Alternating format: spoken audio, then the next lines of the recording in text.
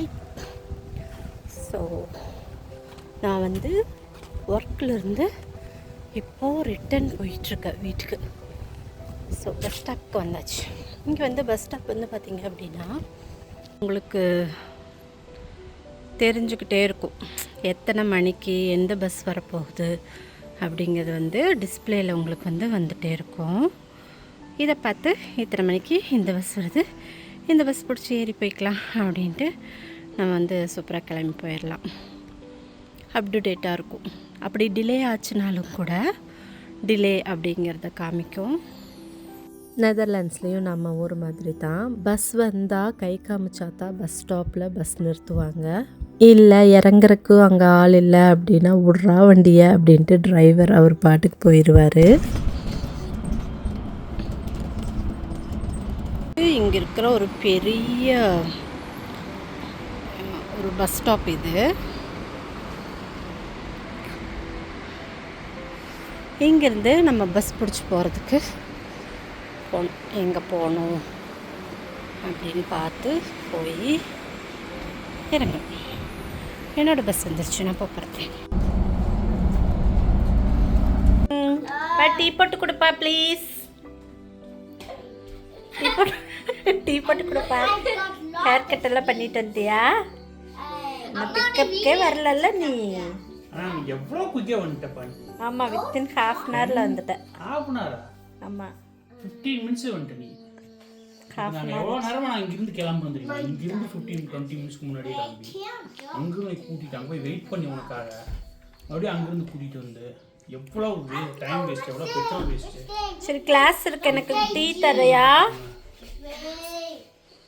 எவ்வளோ ஈஸியாக தெரியுமா? பஸ்ஸிலேயே போயிட்டு வந்துருப்பாங்க. நோ. குளிர்காலத்தினால ஓகே, இப்போ வெயில் காலம் ஆயிடுச்சுல. நோ, டயர்ட் ஆயிட்டேன். ஸோ டீ வந்து ரெடி ஆயிடுச்சு. இப்போ மணி வந்து பார்த்திங்க அப்படின்னா 6 மணி ஆயிடுச்சு. எனக்கு வந்து 6 to 7 கிளாஸஸ் இருக்குது. ஸோ நான் வந்து சில இந்தியன் கிட்ஸ்க்கு வந்து லெசன்ஸ் எடுத்துகிட்ருக்கேன். ஸோ அந்த பேட்சஸ் வந்து ஆல்மோஸ்ட் முடிஞ்சிடுச்சு. இந்த இயற்கான எல்லா பேட்சஸும் முடிஞ்சிடுச்சு. இந்த ஒரு பேட்ச் மட்டும் இருக்குது. ஸோ இதையும் முடிச்சிட்டேன் அப்படின்னா ஒரு 2 monthsக்கு வந்து ஃப்ரீ. ஸோ இப்போ ரொட்டீனாக வந்து வீடியோஸ் வந்துட்டுருக்கிறதுக்கான காரணமும் வந்து பார்த்திங்க அப்படின்னா இந்த கேப்பை நான் வந்து யூஸ் பண்ணிக்கிறேன். அதனால் மோஸ்ட்லி வந்து நிறையா டெய்லி வ்ளாக்ஸ், ஷார்ட்ஸ் அந்த மாதிரி எல்லாம் அப்லோட் பண்ணிகிட்ருக்கிறேன் கிடைக்கிற டைமில்.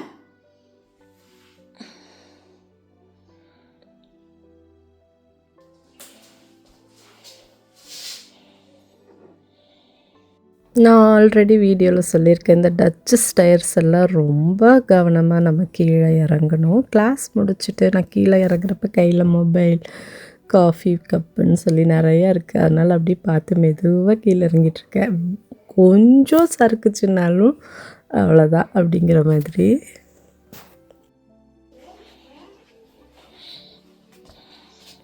எனக்கு ஒரு 7 மணி வாக்கில் அப்படியே கிளாஸஸ் எல்லாம் முடிஞ்சதுக்கப்புறம் ஸ்ட்ரைட்டாக வர்றது கிச்சன் தான். கிச்சனில் வந்து அன்னத்தை நைட்டுக்கான டின்னர் பண்ணணும்.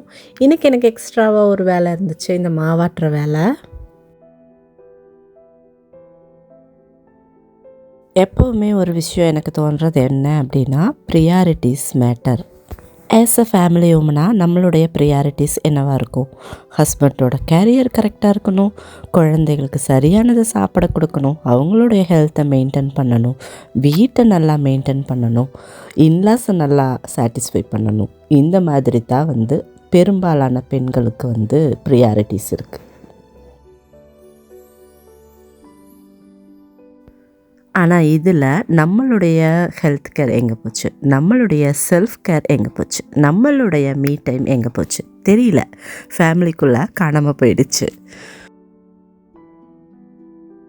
இப்போ சமீப காலமாக தான் கொஞ்சம் ப்ரியாரிட்டிஸ் வந்து மாறுது. ஏன்னா என்னுடைய குழந்தைகள்லாம் ஓரளவுக்கு வளர்ந்துட்டாங்க. இதே கை குழந்தையாக இருக்கிறப்பவோ இல்லை அவங்கெல்லாம் ஸ்கூலுக்கு போகாமல் இருக்கிறப்ப என்னோடய ப்ரியாரிட்டிஸ் வந்து பார்த்திங்க அப்படின்னா முழுக்க முழுக்க குழந்தைங்க ஃபேமிலின்னு தான் இருந்தது. அது வந்து நேச்சர், ஆனால் ஒரு கட்டத்துக்கு மேலே அவங்க வளர்ந்துட்டாங்க, அவங்களுடைய வேலைகளை அவங்களே செய்ய ஆரம்பிச்சிட்டாங்க. அப்படிங்கிறப்ப நான் எனக்கு மந்திரம் மாதிரி சொல்லிக்கிறது, I should prioritise my self care, I should prioritise my health, I should prioritise my me time அப்படிங்கிறது தான்.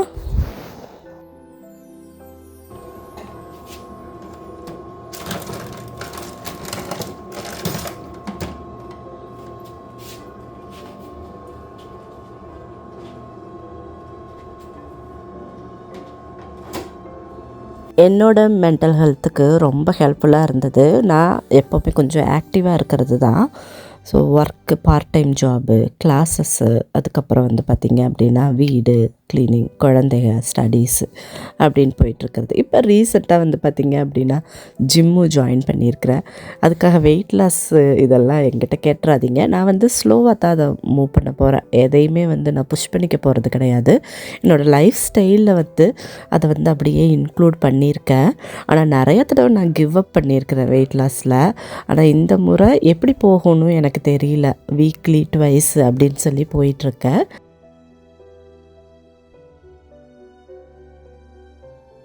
மோஸ்ட் ஆஃப் த டைம் என்ன வந்து நான் ஆக்டிவாக வச்சுக்கிறதே என்னுடைய மென்டல் ஹெல்த்துக்கு ரொம்பவுமே ஹெல்ப்ஃபுல்லாக இருக்குது. ஏன்னா எனக்கு உட்காந்து யோசிக்கிறதுக்கு எனக்கு டைம் இல்லை.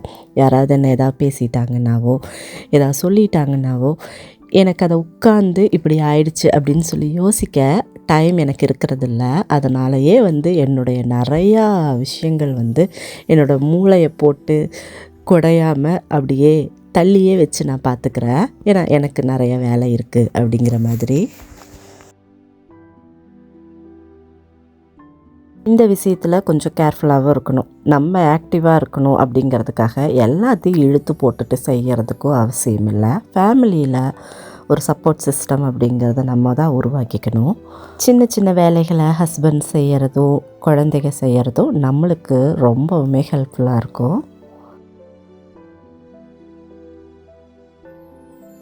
அப்புறம் என்ன, இன்றைக்கி என்னுடைய நோ கில்ட் டே. அதாவது சமைக்க முடியாது, நீங்கள் ஏதாவது சிம்பிளாக வெளியில் வாங்கி சாப்பிட்டுக்கலாம் அப்படின்ட்டு. ஸோ அதுக்காக வந்து குழந்தைகளுக்கு வந்து சிக்கனும் பர்கரும் வந்து ஆர்டர் போட்டிருந்தாங்க.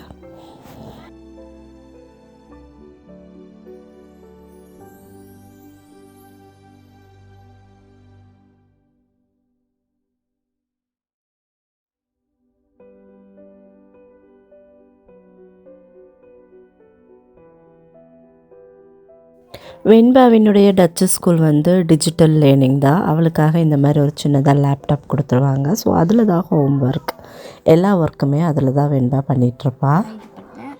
ஏஐ வந்து இது பண்ணுச்சு. ஹோம்ஒர்க் பண்ணியா நீ முதல்ல? ஹோம்ஒர்க் முடிச்சிட்டியா? ஆமாம்மா, ஏம்மா எப்பவுமே இப்படி பண்ணுறேன். நான் ஹோம்ஒர்க் பண்ணி முடிச்சிட்டேன். சரி போ, சாப்பிட்டு போய் தூங்கு போ, கிளம்பு. கிளம்பு.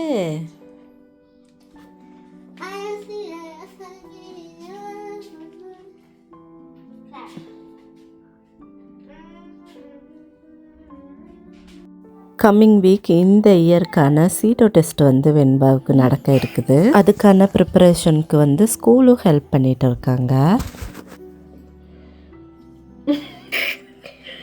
லூசி லூசி கூசி சீட்ஸ் மாதிரி இருக்குது.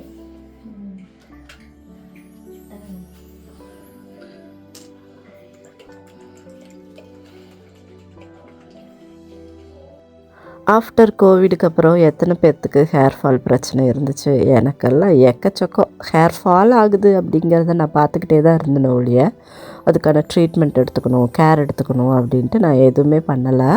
ஸோ சப்ளிமெண்ட்ஸ் ஏதாவது எடுத்துக்கலாமா அப்படிங்கிறத பற்றி கூட நான் யோசிக்கலை. முடியெல்லாம் பாதியெல்லாம் கொட்டினதுக்கப்புறம் பார்த்தா ரொம்பவுமே கவலைப்பட்டேன். இப்போ தான் கொஞ்சம் ரீசெண்ட் டேஸில் வந்து கொஞ்சம் ஹேர் சீரம், அப்புறம் இந்த ரோஸ்மெரி ஆயில் இதெல்லாம் வந்து கொஞ்சம் டேக் கேர் பண்ணிக்க ஆரம்பிச்சிட்ருக்கேன். அப்போ நான் வந்து ஏன் ஹேரை வந்து நான் டேக் கேர் பண்ணிக்கல அப்படின்னா, நான் அந்த டைம் வந்து நான் வந்து சில டிப்ரெஷன், ஃபேமிலி ப்ராப்ளம்ஸ் அப்படின்னு சொல்லி அதுக்குள்ளே நான் நிறைய நான் நிறையா யோசித்து மண்டையில் இருக்கிற முடியெல்லாம் போயிடும் அப்படின்னு சொல்லுவாங்கள்ல, அந்த மாதிரி எக்ஸாக்டாக வந்து பார்த்திங்க அப்படின்னா ஆஃப்டர் கோவிட் நான் வந்து நிறைய யோசித்து நான் எல்லாத்தையும் ரொம்ப மென்டலி நான் எடுத்துக்கிட்டு ரொம்ப சிரமப்பட்டேன். அதுலேருந்து நான் வெளியில் வர்றதுக்கே நான் வந்து ரொம்ப சிரமப்பட்டேன். ஆனால் அந்த ஹீலிங் அப்படிங்கிறது வந்து நான் தான் கொஞ்சம் கொஞ்சமாக அதுலேருந்து நான் ஹீல் ஆனேன். அதில் ரொம்பவுமே ஹெல்ப்ஃபுல்லாக இருந்தது. எனக்கான பவுண்டரிஸை நான் செட் பண்ணிக்கிட்டேன். இந்த பவுண்டரிஸ் செட் பண்ணுறதுலையே நிறையா இருக்குது. Physical boundaries, emotional boundaries, mental boundaries அப்படின்னு நிறையா இருக்குது. அதை எல்லாத்தையுமே வந்து எல்லாத்துக்கிட்டேயும் வந்து நம்ம எதிர்பார்க்க முடியாது. சில பேர்கிட்ட இருந்து நம்மளுக்கு கிடைக்கல அப்படிங்கிறப்போ அவங்கள வந்து கொஞ்சம் நம்ம லைஃப்லேருந்து கொஞ்சம் தள்ளி வச்சுக்கிறதுல தப்பே இல்லை. என்னை பொறுத்த வரைக்கும் மென்டல் ஹெல்த்துக்கு வந்து அந்த பவுண்டரிஸை செட் பண்ணிக்கிறது அப்படிங்கிறது வந்து ரொம்ப ரொம்ப முக்கியம். ஃப்ரெண்ட்ஸுக்கிட்ட பழகிறப்பவே எனக்கும் அவங்களுக்கும் இடையில ஒரு கோடு தான் இருக்கும். சில பர்சனல் விஷயங்களில் நம்மளும் தலையிடக்கூடாது, அவங்களும் நம்மளை சொல்கிறதுக்கு நம்ம வந்து விடக்கூடாது அப்படிங்கிறதுல. ஏன்னா ஒரு 40 இயர்ஸ் நான் வந்து ரீச் பண்ண போகிறேங்கிறப்போ எல்லா விஷயத்தையும் நம்ம பார்த்துட்டு வந்துருப்போம் இல்லையா. லைஃப்பில் பார்க்காதது அப்படிங்கிறது எதுவுமே இருக்காது.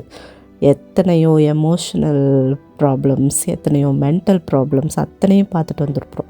அந்த மெச்சூரிட்டி வந்து கண்டிப்பாக நம்ம வந்து வளர்த்திக்கணும். ஸோ ஓகே, இதில் நம்ம தலையிடக்கூடாது. ஓகே, அவங்க இதை பற்றி நம்மளை பற்றி அவங்க பேசக்கூடாது. அந்த இடத்துலையே நம்ம அவங்கள வார்ன் பண்ணணும். இதெல்லாமே வந்து என்னோடய மென்டல் ஹெல்த்துக்கு ரொம்பவுமே ஹெல்ப்ஃபுல்லாக இருந்துச்சு. பொய் சொல்லாதம்மா. அவன் உன்னோட பெட்ல தான் எந்திரிச்சா, அவன் உன்னோட பெட்ல தான் தூங்க போனான். பாரதி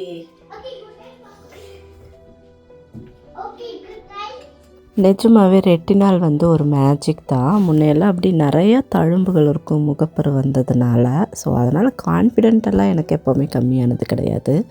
பட் ஆனால் வந்து இந்த ரெட்டினால் யூஸ் பண்ணணும் ஆஃப்டர் 30 இயர்ஸ் அப்படின்னு ஒரு டாக்டர் சொன்னதுனால நான் வந்து எவ்ரி டைம் கிடையாது, வீக்லி ஒரு ட்வைஸ் வந்து ஃபேஸ் வாஷ் பண்ணிவிட்டு நைட்டு தூங்குறப்ப நைட் டைம் மட்டும்தான் யூஸ் பண்ணணும்.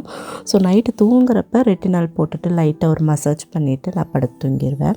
ஸோ அதனுடைய இது வந்து பார்த்திங்க அப்படின்னா எனக்கு ஸ்கின்னில் நல்லாவே வெளிப்பட்டுச்சு.